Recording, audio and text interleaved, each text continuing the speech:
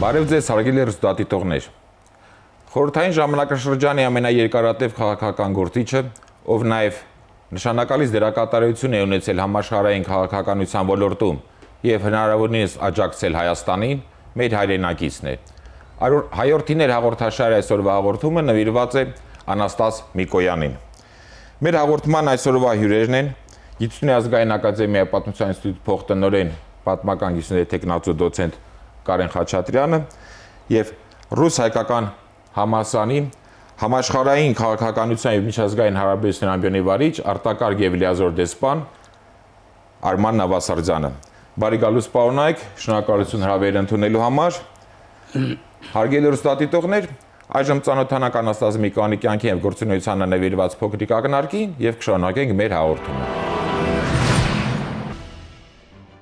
Նշանավոր պետական քաղաքական գործիչ Անաստաս Արտաշես Միկոյանը ծնվել է 1895 թվականի նոյեմբերի 25-ին Սանային պատմական գյուղում։ 1906-ից 16 թվականներին սովորել է Թիֆլիսի Ներսիսյան դպրոցում։ 1914 թվականի նոյեմբերին կամավոր մեկնել է ռազմաճակատ։ Անդրանիկի ջոկատի կազմում մասնակցել է 1915 թվականի Վանի ազատագրմանը։ 1916-ից 17 թվականներին ուսանել է Գևորգյան ճեմարանում։ 1918 թվականին Բաքվում եղել է Համազասպի բրիգադի կոմիսարը։ 1920 թվականին հակաադրբեջանական կեցվածքի մեղադրանքով Նարիմանովի պահանջով հեռացվել է Ադրբեջանից։ 1920-ից 26 թվականներին եղել է Կոմկուսի, Նիժնի Նովգորոդի, Ռոստովի, Հյուսիսկովկասյան երկրամասային կոմիտեների քարտուղար։ 1926-ից 55 թվականներին ԽՍՀՄ առևտրի, մատակարարման, սննդի արդյունաբերության նախարար։ 1955-ից 64 թվականներին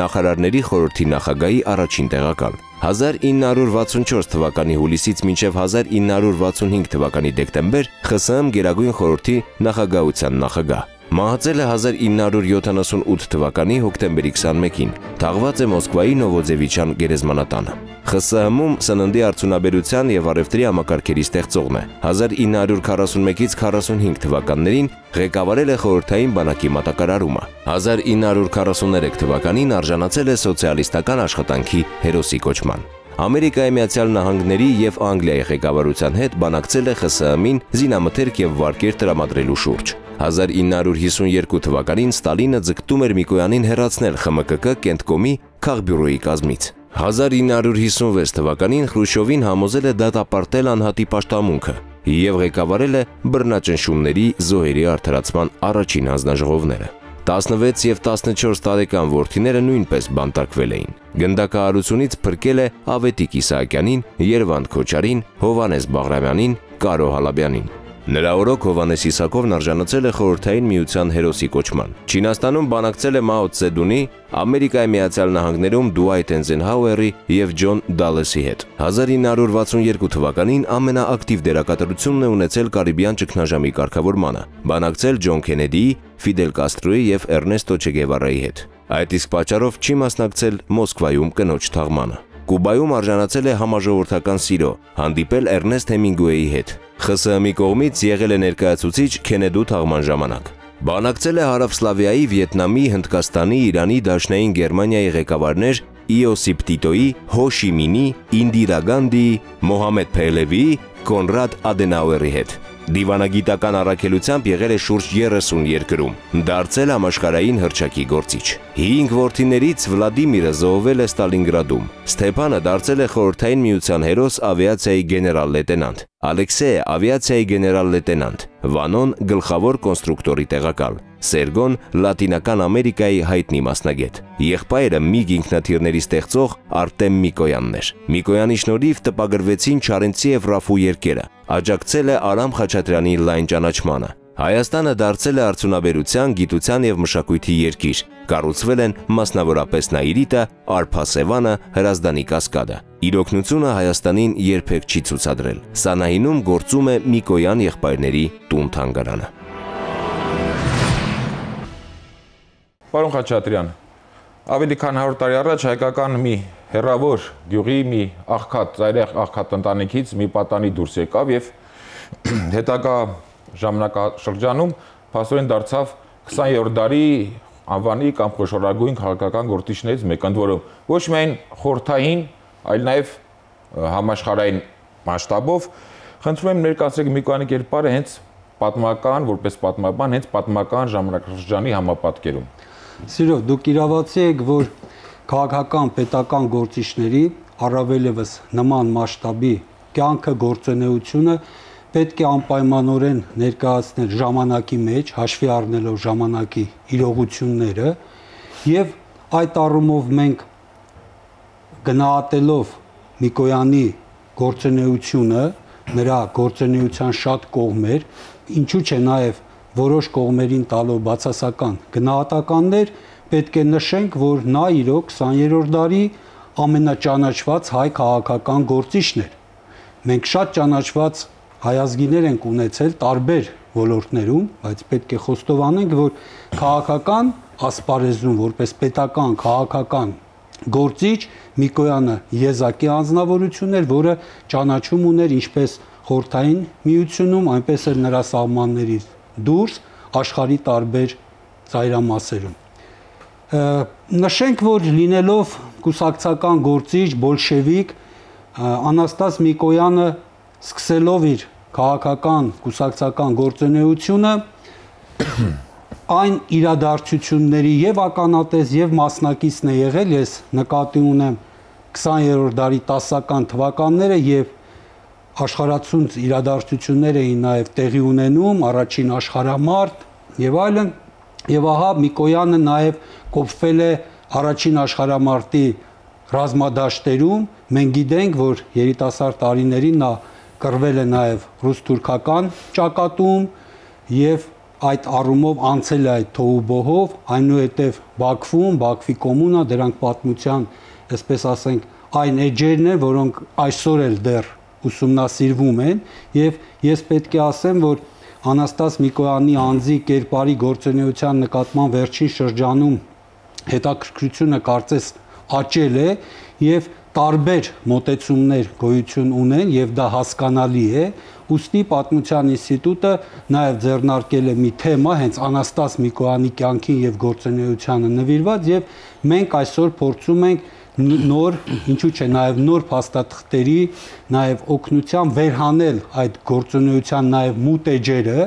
եւ մեր հասարակությանը փորձել հնարավորինս օբյեկտիվ ներկայացնել Անաստաս Միկոյանի։ Այդ առումով շնորհակալ գործ եք սկսել։ Շնորհակալ գործ է, բայց պետք է ասեմ շատ պատասխանատու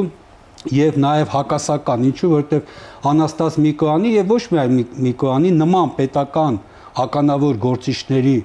բնութագրումը շատ դժվար է, լի է հակասական ժամանակաշրջան եւ այստեղ իրոք պետք է նշեմ, եթե մենք վերցնում ենք ազգային, հայկական ազգային խնդիրները, ապա այո 1919-20 թվականների այդ իրադարձությունների ժամանակ իրոք Անաստաս Միկոյանը օրինակ չէր ընդունում մեծ Հայաստանի, անկախ Հայաստանի գաղափարը, նա գիտենք, որ դեմ էր անգամ հանդես գալի բոլշևիկների Թուրքահայաստանի մասին 1917 թվականի վերջի դեկրետին, բայց մյուս կողմից եւ նրա կողմից հեղինակած փաստաթղթերում նշվում է, որ նա ինչու՞ չէ նշում էր, որ թուրքական իշխանությունները պատասխանատու են ավելի քան 1 միլիոն հայերի կոտորածների բնաջնջելու համար եւ նա բաց այդ մասին խոսում էր հենց բուն ժամանակաշրջանում։ Իհարկե, նրա գործունեության այդ ժամանակաշրջանում լինելով բոլշևիկ գործիչ, նա պետք է պաշտպաներ նաև կուսակցական որոշակի ընդունված գիծը, հասկանալի պատճառներով նա պաշտպանում էր, իրոք այն հետազոտողները, հասարակության այն ներկայացուցիչները, որոնք բացասական են գնահատում Անաստաս Միկոյանի գործունեությունը, հատկապես շեշտում են այն փաստաթղթերը, որտեղ նա դեմ էր արտահայտվում, քննադատում էր հայկական ազգայնականությունը, նացիոնալիզմը, նշելով, որ մեծ Հայաստանի, անկախ Հայաստանի գաղափարը դա վնասակար է այս փուլում, որովհետև իրականացված ցեղասպանության արդյունքում թուրքական Հայաստանում փաստորեն հայություն գրեթե չի մնացել եւ այդ առումով լինելով նաև Բաքվում, մենք գիտենք, որ Բաքուն այն ժամանակ կենտրոնն էր, այդ ամեն ինչի կենտրոնն էր եւ ահա լինելով Բաքվում նաև որոշակի ղեկավար պաշտոններում, որպես նաև Կարմիր բանակի կոմիսար, գիտեք նա կռվել է, ահա այդ շրջանում նա պետք է նշել, որ իրոք անգամ այսպես քանի դեռ Հայաստանի առաջին հանրապետությունը անկախ էր եւ այստեղ դաշնակցական կառավարությունն էր իշխանության գլուխ, իսկ Ադրբեջանը խորհրդայնացել էր 1920 թվականի ապրիլի վերջին, այո, այդ շրջանում նա նշում էր, որ մենք այս վիճելի տարածքների հարցում, նկատի ունենք Ղարաբաղը, Զանգեզուրը, մենք պետք է հանդես գանք խորհրդային Ադրբեջանի պաշտպանության դիրքերից եւ այդ հարցում աջակցենք խորհրդային Ադրբեջանի իշխանություններին։ Այսինքն այս շրջանը, երբ նա նոր էր մտնում այդ քաղաքական գործունեության մեջ, հակասական շրջան է եւ պետք է նշել, որ այստեղ Անաստաս Միկոյանի գործունեության ոչ բոլոր դրվագներն էին, այսպես ասենք, դրական, ելնելով մեր ազգային շահերից։ Դա նաեւ ժամանակաշրջանով էր պայմանավորված գործում։ Պարոն Նավասարդյան, Միկոյանի կյանք եւ գործունեությունը ուսումնասիրելիս մի տարօրինակ հանգամանքի վրա ուշադրությունս կանգ առավ, որ Միկոյանը կյանքում երբեք չզբաղացնելով զուտ դիվանագիտական պաշտոններ, այսինքն օրինակ չլինելով խորհրդային միության արտաքին գործերի նախարար, փոխնախարար, դեսպան եւ այլն, այդուհանդերձ նա հատկապես աչքի ընկավ հենց դիվանագիտության ոլորտում։ Դուք որպես դիվանագիտության պատմության գիտակ եւ փորձառու դիվանագետ, այս ֆենոմենը ինչով եք բացատրում։ Կան դիվանագետներ, որոնք ի վերուստ են։ Նրանք այդպես ծնվել են։ Սա հազվագյուտ երևույթ է։ Կան դիվանագետներ, որոնք ամբողջ կյանքում սովորում են եւ այդպես էլ դիվանագետ չեն դառնում։ Սա էլ կա։ Ինչ վերաբերում է Միկոյանի երևույթին, դուք արդեն ասացիք, որ ներքաղաքական հարցերում կան ուրեմն հակասություններ, այնտեղ դրական, բացասական, իսկ եթե վերցնենք նրան որպես արտաքին քաղաքականության գործիչ, միջազգային հարաբերությունների մասնագետ, իսկ նա այդպիսին էր, որպես դիվանագետ, նա այնտեղ անթերի էր։ Նման տաղանդներ ես կասեի, որ ծնվում են 100 տարին մեկ։ Սա ես ասում եմ ամենայն պատասխանատվությամբ եւ կարող եմ ասել, սա միայն իմ կարծիքը չէ, մասնագետների կարծիքն է, որտեղ այն, ինչ արեց նա այդ տարիների ընթացքում, պարզապես դժվար է անգամ երևակայել։ Սկսած 36 թվականից իր առաջին այցելությունից Միացյալ Նահանգներ եւ վերջացած մինչեւ 60, մինչեւ իր այսպես ասած թոշակի գնալը, հա, նա այնպիսի ուրեմն գործառույթներ է ունեցել, որ մի մասը դեռ բացված չի դրանց իմ կարծիքով, բայց կան այնպիսի ուրեմն դիպվածներ նրա միջազգային հարաբերություններում ունեցած դերին, որ պարզապես դարակազմիկ են եղել եւ որոնցից կախված են եղել պատերազմի եւ խաղաղության հարցերը համաշխարհային մասշտաբով։ Այսինքն ոչ միայն խորհրդային, այլև ողջ։ Չէ, ինչի մասին է խոսքը։ Ինչի մասին է խոսքը։ Հիմա երբ որ ասում են նա սա է արել, ազգայինը սա եղավ, նա չեղավ, եղբայր, բոլորը ասում են Կարիբյան, ես գիտեմ, դուք այդ հարցը ինձ պիտի տաք, Կարիբյան ճգնաժամի մասին։ Կարիբյան ճգնաժամը դա նրա աստեղային ժամն էր, ասենք, հա, բայց դա չէր հիմնականը եւ դա չէր գլխավորը։ Դրանից առաջ նա նախ Ասիայում հոյակապ քաղաքական գործունեություն է ունեցել, որպես դա դիվանագիտության մեջ կոչվում է մակոկային դիվանագիտություն։ Իմիջայլոց սա դիվանագիտական արվեստ է, միջոց է, որը չգիտեմ ինչու հետո, այսինքն պարզ է թե ինչու, վերագրվեց Այզենհաուերին, նրա Չինաստանի եւ Վիետնամի մեջ ունեցած ուրեմն գործունեության համար։ Դրանից առաջ Միկոյանը առանց անգամ իմանալու թե դա ինչ է, դա կիրառել է։ Այսինքն ձեր ասացի վերուս տրված դիվանագետներ Միկոյանը։ Դա է, մեկ։ Երկրորդը նա կարողանում էր բանակցության մեծ վարպետ էր։ Իսկ դա դիվանագիտության ամենա, այսպես ասած, նուրբ խնդիրներից մեկն է, հա։ Եվ կոնֆլիկտոլոգիայի մեծ մասնագետ էր, այսինքն նա շանթարկել էր միջազգային հարաբերություններում եւ կոնկրետ նման դեպքեր ես կարող եմ բազմաթիվ բերել ձեզ, հա։ Վերցնենք Բերլինյան ճգնաժամը, բոլորը ասում են Կարիբյան ճգնաժամ։ Բերլինում նույն հաջողությամբ տանկերը սովետական եւ ամերիկյան կանգնել էին եւ պարզապես սպասում էին հրահանգի իրար վրա կրակելու համար։ Դե Գոլը մեծ ուրեմն տագնապով հրավիրեց մեր դեսպանին Մելնիկովին իր մոտ եւ ասեց, որ եթե չգտնվի հարցի լուծում, հա, եթե չգտնվի հարցի լուծում, ապա ամերիկացիները հարվածելու են ձեզ, հա։ Եվ Մելնիկովը ըստ երևույթին լինելով հումորով մարդ ասեց, դե այդ դեպքում բոլորս էլ կմեռնենք միասին։ Այսպիսի բաներ են եղել։ Եվ ինչպես լուծվեց հարցը։ Նիկոյանը Պոլիտբյուրոյում միակ անձնավորությունն էր, որ կոնկրետ եւ խելոք առաջարկություններ էր անում։ Հասկանում եք, որպեսզի Պոտսդամի համաձայնագիրը նախ չխախտվի, որպեսզի Բեռլինի ստատուսը չխախտվի։ Այսպիսի բաներ։ Եվ սա սկսած 59, 60, 61, մինչև 65 թվականները սա շարունակվել է եւ միշտ ինքը այդ նույն մակոկային դիվանագիտությունն է աշխատեցրել կողմերի միջև։ Հասկանում եք, 59 թվականին Խրուշչովը երբ որ ամբողջ տակունը վրա արեց այդ U2-ի Powers ինքնաթիռից հետո, դրանից առաջ կարծես թե հարաբերությունները նորմալանում էին Ամերիկայի եւ Խորհրդային Միության մեջ, հա, եւ Այզենհաուերը ինչքան էլ հետո բացասական է ներկայացվում, նա շատ դրական նախագահ է եղել եւ նա իր այցելությունից հետո Խրուշչովի Միացյալ Նահանգներ նա պատրաստ էր գալու Ռուսաստան եւ հարցերը կարգավորելու, բայց այդ կապակցությամբ U2-ի եւ դրանից առաջ ըստ երևույթին արդեն Խրուշչովը լրիվ կորցրել էր հսկողությունը ինքը իր վրա, ոգևորվել էր, քանի որ Գագարինը թռավ, հասկանում եք, բան եւ իր հաջողությունները աֆրոասիական ուրեմն երկրաբան աշխարհամասում եւ այլն, նա սկսեց ուժեղ հակաամերիկյան եւ ագրեսիվ քաղաքականություն վարել, հայտարարելով եւ այլն։ Եվ այդ հարցի կապակցությամբ բռնեց եւ ուղարկեց ուրեմն նրան, ասում է գնա, այնտեղ տես ինչ կարող ես անել։ Միկոյանն էլ ասում է դու ես արել, դու էլ գնա, չէ, ասում է ես նախագահ եմ, ես չեմ կարող գնալ։ Իսկ դու գնա, ասում է ես ինչպես գնամ, ես ընդամենը այնտեղ նախարար եմ եւ այլն, ասում է չէ, դու գնա մասնավոր կարգով, լավ բարեկամներն ես դեռ 36 թվականից եկող։ Եվ իրոք, նա երբ որ 36 թվականին ոտք դրեց Ամերիկա, Ֆորդից սկսած չկարողացավ Ռուզվելտի հետ հանդիպել, պայմանավորվել էին, բայց չստացվեց։ Նա ստեղծեց ամբողջ բարեկամների մի շարք, որը կարողացավ հետագայում եւ Կարիբյան։ Դա չի միայն։ Նա այստեղ ենթագիտակցորեն միգուցե առանց լինելով պրոֆեսիոնալ սկսեց օգտագործել ժողովրդական դիվանագիտության միջոցները,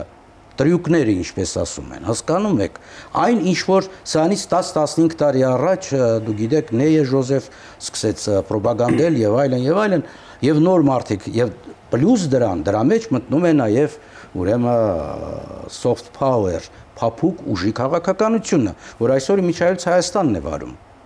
տարբեր ուրեմն բլոկների եւ տարբեր ուժերի մեջ։ Սրանք շատ կարեւոր բաներ են, հա։ Եվ ես ասում եմ, եթե վերցնեք նրա կենսագրականը դրսում, նրա աշխատանքները, ես ներսը չեմ վերցնում ներքին քաղաքականությունը, կարելի է որպես դասագիրք դասավանդել միջազգային հարաբերությունների ուսանողներին, ինչ որ ես իմիջայլոց անում եմ, կոնկրետ օրինակներով, վերցրեք, հեռու չգնանք, վերցրեք հունգարական դեպքերը, միակ մարդն է եղել ուրեմն Պոլիտբյուրոյում, որ դեմ էր 2 անգամ նիստից ժամանակ նա բան է արել։ Ես երբ որ սովորում էի դիվանագիտական ակադեմիայում, ինձ հետ սովորում էր Անդրոպովի տղան, նա մանրամասն գիտեր դա։ Անդրոպովը դեսպան էր, չէ՞ կարծես։ Անդրոպովը դեսպան էր, հա, իսկ Իգրը տղան, նա այս բոլորը շատ լավ գիտեր եւ ասում է Միկոյանը ամեն ինչ արեց, բայց ասում է արդեն զորքերը մտցրեցին։ Նույն բանը ուզում էին անեին մուշ Չեխոսլովակիայի հետ, Լեհաստանի հետ։ Նա ամեն անգամ դեմ է եղել եւ վերջին հաշվով ով կարողացավ շտկել Ստալինի եւ Տիտոյի հարաբերությունները։ Նորից ինքը կամ Մաո Ցեդունի հետ էլ չէ, կարծեմ էլի բարիշացրեց, այսպես ասած։ Դա հսկայական պատմություն է, ես պարզապես դուք ժամանակ չունեք, իսկ ինչ վերաբերում է Տիտոյին ուրեմն, նա 54 թվականին հանդես եկավ առաջարկությամբ եւ ինքն էլ գնաց հանդիպեց Տիտոյի հետ, եթե հիշում եք 55 թվականի հունիսին ընդունվեց ուրեմն Բելգրադի դեկլարացիան եւ ամեն բան կարծես ընկավ իր տեղը։ Ես գիտեք, սա ոչ միայն այդ դաժան ժամանակներում, նա պարզապես իր քաղաքականությամբ նախ լրիվ ստվեր էր գցում Գրոմիկոյի քաղաքականության վրա։ Լրիվ։ Ես զարմանում եմ, թե ինչու համար նա չի եղել արտաքին գործերի նախարար, բայց ըստ երևույթին կա այսպիսի մի բան, դիվանագիտության մեջ կա 2 երևույթ, կա ուրեմն մեգաֆոնային դիվանագիտություն, բաց, ինչ որ արվում է մասսաների, ժուրնալիստների եւ ՍՄ-ների համար, հա։ Կա նաև փակ դիվանագիտություն, ըստ երևույթին շատ ուժեղ զարգացել է դա այդ տարիներին, որքան ես եմ հասկանում, որովհետեւ երբ որ նա գնաց Քենեդու մոտ, դրանից առաջ ես ինչու եմ ասում Գրոմիկոն ուրեմն երբ որ մտավ Քենեդու մոտ, Քենեդին ուղիղ հարց է տալիս, ասում է՝ դու ինձ մի բան ասա, կան ձեր հրթիռները մեր բանում Կուբայում թե ոչ, նա ասում է ոչ, հա։ Դե նրա համար դա ոչ ասելը շատ հասարակ բան էր, որովհետեւ հայտնի էր որպես միստր Նյետ եւ 26 անգամ անվտանգության խորհրդում վետո է դրել, հա։ Երբ որ նա ասեց ոչ, Քենեդին ոչ մի բան չպատասխանեց, երբ որ նա դուրս եկավ, Քենեդին իր հետևից նետեց այն 4 տարանի խոսքը, որ մեր ուրեմն անգլերեն սովորող երեխաները գրում են հիմա պատերին, գիտեք ինչ խոսք է։ Այսպիսի բան էր, եւ նա կարողացավ 3 շաբաթ նստելով այնտեղ, հա, սկզբից դժվար է համոզել էր ոչ թե Քենեդուն, այլ ավելի դժվար էր համոզելը ուրեմն Ֆիդել Կաստրոին, այո։ Բայց նա կարողացավ նայել անել, Ֆիդել Կաստրոն շատ բարձր կարծիք էր իր մասին։ Պարոն Խաչատրյան, խնդրեի ընդհանուր գծերով ներկայացնեիք յետպատրիազմաշրջանում, նկատի ունեմ 1945 թվականից հետո Հայաստանին, Խորհրդային Հայաստանին մի կողմի ցույց տված օժանդակությանը։ Սիրով, նախ ես ցանկանայի նշել, որ իրոք եթե ներքաղաքական, ասպես ասենք, ազգային հարցերում բացասական երևույթներ կային եւ մենք դրա մասին բարձրաձայնում ենք, ապա արտաքին դիվանագիտական բնակավարում նա իրոք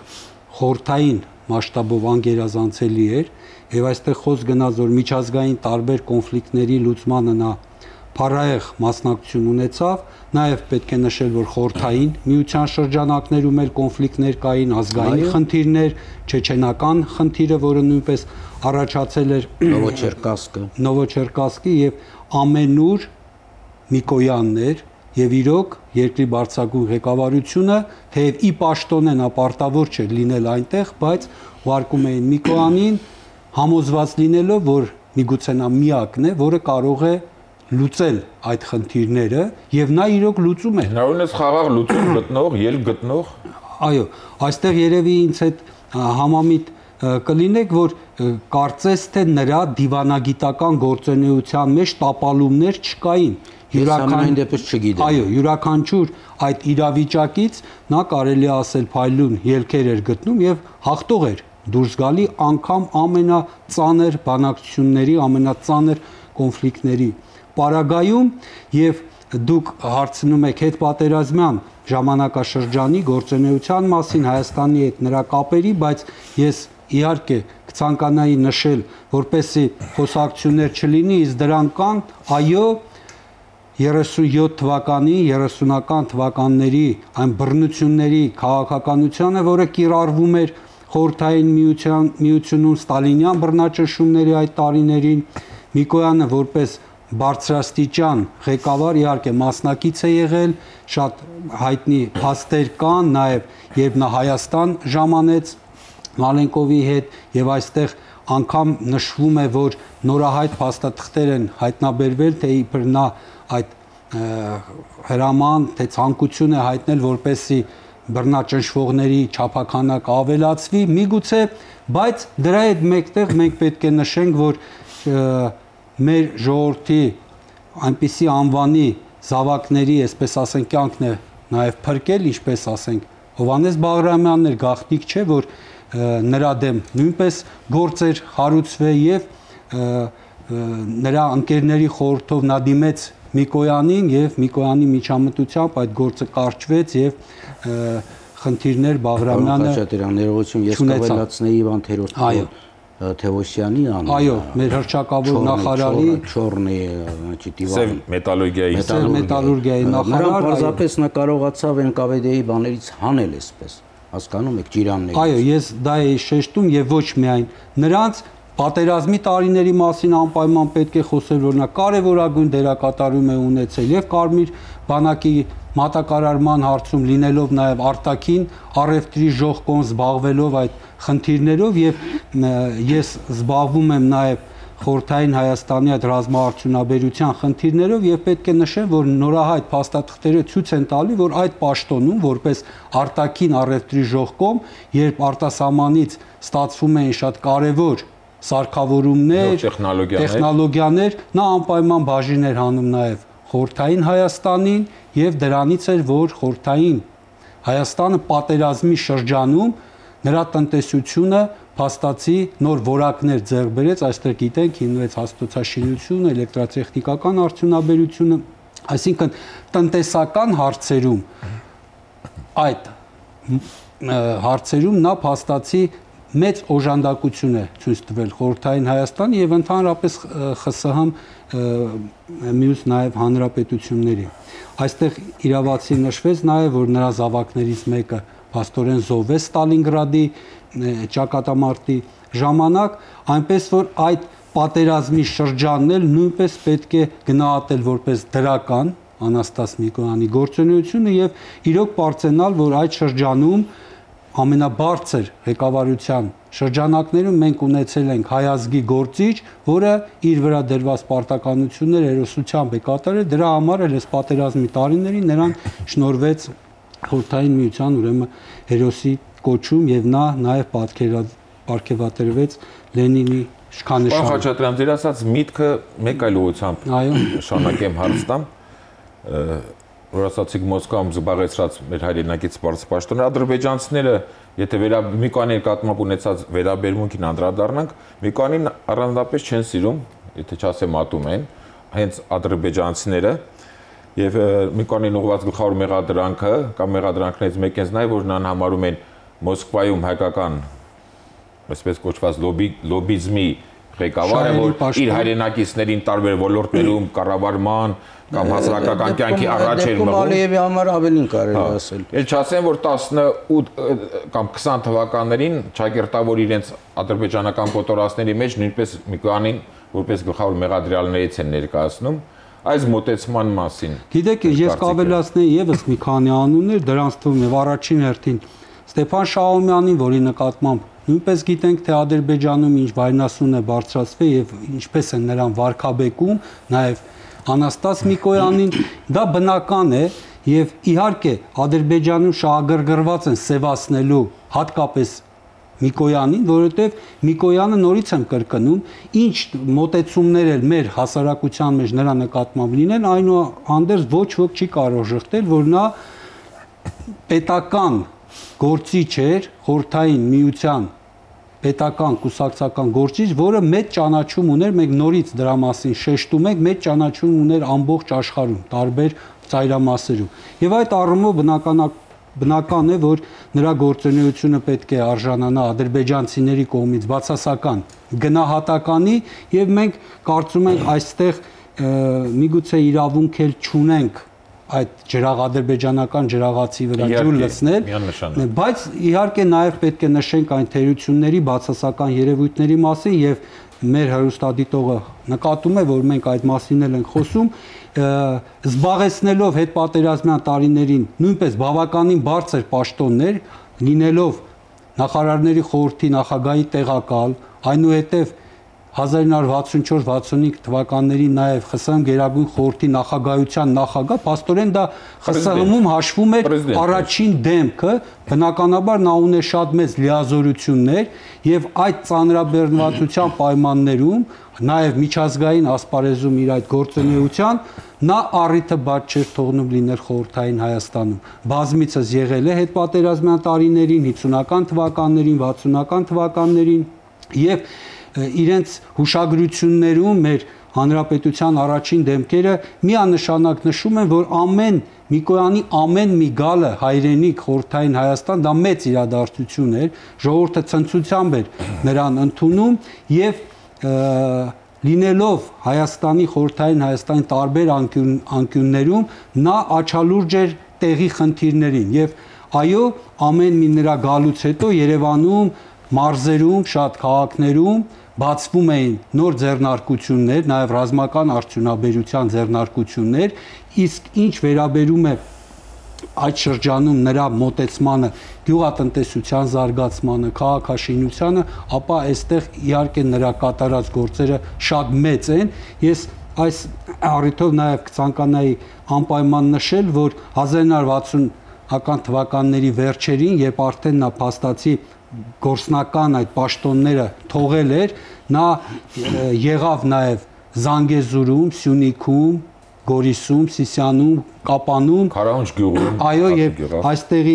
պատմությունների մասին կարծում եմ շատերը քաջատեղյակ են, եւ այդ տարածքներում ստեղծվեցին նոր ձեռնարկություններ։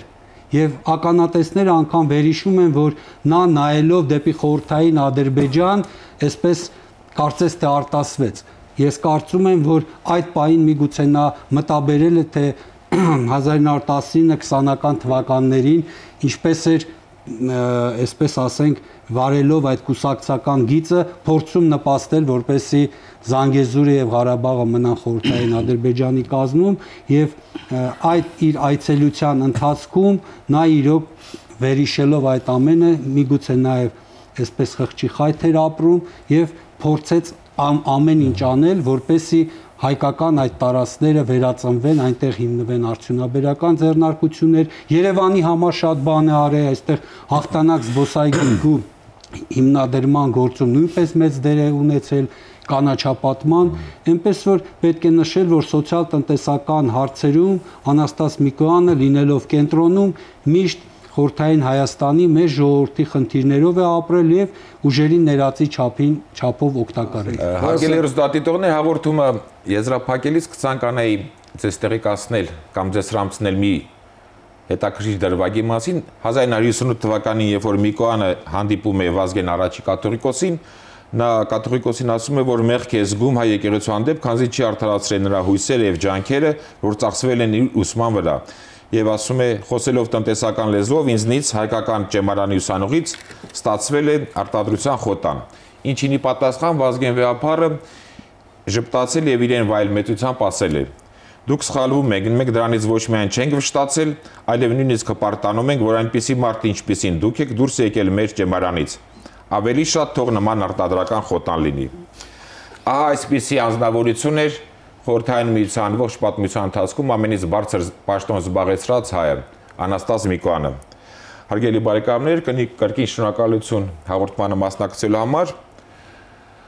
Հարգելի հեռուստադիտողներ, Հայորդին հաղորդաշարի այսօրվա հաղորդումը նվիրված էր Անաստաս Միկոյանին։ Առայժմ այսքանը, ճանաչենք հայորդիներին։